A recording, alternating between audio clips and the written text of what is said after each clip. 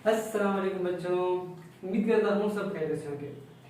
आज का हमारा टॉपिक है वेटलेसनेस ऑफ सैटेलाइट। बच्चों, आपके ख्याल में जब एक रॉकेट, एक सैटेलाइट जब इस जमीन की हदूद से, इस ग्रेविटेशनल फोर्स से बाहर जाता है तो उसके अंदर भी तो खिला होगी, ठीक है, उसके अंदर भी तो ग्रेविटी नहीं होगी।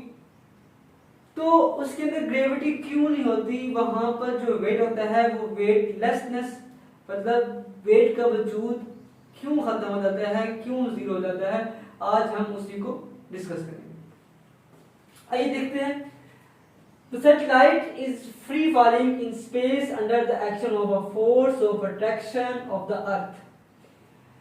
सैटेलाइट जो है वो फ्री फॉलिंग होता है स्पेस के अंदर under the action of force of attraction of the earth. किसकी एक्शन के? Force of attraction of the earth, earth के। So everything inside satellite appears weightless. तो इस तरह से सैटेलाइट के अंदर हर चीज जो है वो वेटलेस नजर आती है।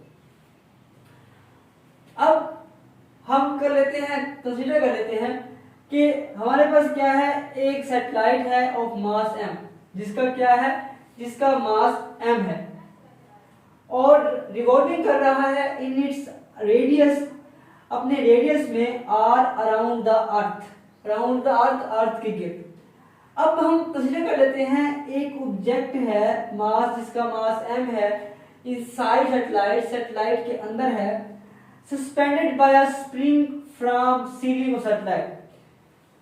अब एक सैटेलाइट है, उस सैटेलाइट के अंदर एक मास है और जो मास है वो लटका हुआ है इस तरह से, ठीक है बच्चों, लटका हुआ है इस तरह से, सैटेलाइट के अंदर है। और अब उसके ऊपर दो किस्म की फोर्स अमल कर रही है, एक तो उसका वेट मास का और एक क्या, एक इसकी टेंशन की फोर्स, जिससे वो बंधा हुआ है स्प्रिंग के साथ। दो फोर्सेस अमल कर रही है।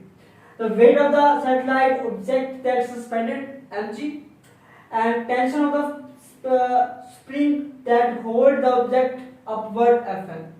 अब दो फोर्सेस हैं, एक है डाउनवर्ड, एक है अपवर्ड, दोनों अपोजिट है पड़ी। तो रिजल्टेंट फोर्स क्या आएगी? रिजल्टेंट फोर्स बच्चों mg माइनस fn, क्योंकि फर्क है, अपोजिट है, इसलिए नेगेटिव का साइन, तो mg minus fn। Resultant force equal to the centripetal force which pulls the object toward the center of circle। अब जो resultant force है वो बराबर है centripetal force के, that which pulls the object toward the center of circle, जिसने object को क्या किया हुआ है, सेंटर ऑफ सर्कल की तरफ वो मूव कर रहा है, ठीक है। मतलब सेंट्रिपेटल फोर्स है बड़ी, सैटेलाइट जो है वो फ्री फॉलिंग रोटेट कर रहा है, मूव कर रहा है, और उसके अंदर जो ऑब्जेक्ट है वो भी क्या कर रहा है, वो भी उसके अंदर ही फ्री फॉल कर रहा है, मूव कर रहा है। तो उसके ऊपर centripetal force Fc is equal to mg minus Fn। तो जो रिजल्टेंट फोर्स है वो Fc सेंट्रिपेटल फोर्स के बराबर होगी। अब बच्चों ये हमारे पास क्वेश्चन बन गई। पता है Fc is equal to mv इसके बड़े और होता है। Centripetal force responsible for the rotation of the satellite around earth providing gravitational force. अब जो सेंट्रिपेटल फोर्स ही क्या है, वही वजह है जो कि उसको रोटेट करवा रही है सर्कल के अंदर अराउंड द अर्थ, अर्थ के इर्द गिर्द, ठीक है। और जिसको हम बोलेंगे ग्रेविटेशनल फोर्स, मतलब सेंट्रिपेटल फोर्स जो है वो ग्रेविटेशनल फोर्स क्रिएट कर रही है। तो हम कह सकते हैं कि सेंट्रिपेटल फोर्स जो है वो ग्रेविटेशनल फोर्स के क्या है, बराबर है। अब फॉर सैटेलाइट मास m, बच्चों हमने स्टार्ट में सैटेलाइट का जो मास है उसको हमने m कंसीडर करना है। क्या करना है? उसको हमने m कंसीडर करना है, बड़ा M।